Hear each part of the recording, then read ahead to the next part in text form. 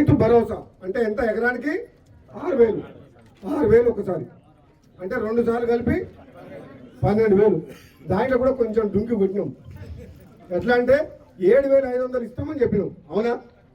కానీ ఇక వేస్తే మీకు ఏం చెప్పాలి, ఉన్నది చెప్పిన రాష్ట్ర ఆర్థిక పరిస్థితి బాగలేకపోవడం వల్ల రైతు బంధు మీకు తెలుసు, రైతు భరోసా పేరు మార్చింది. రైతు భరోసా కూడా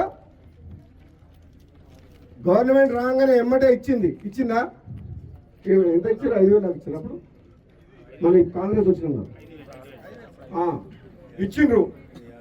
మధ్యన మాత్రం ఒకసారి డుంకి కొట్టింది. ఒకటే తిడుతున్నారు జనం, ఊళ్ళో పోతే ఒకటే తిడుతున్నారు. కేసీఆర్ బాగుండేది ఇస్తారు కాంగ్రెస్ వాళ్ళని అన్నారా?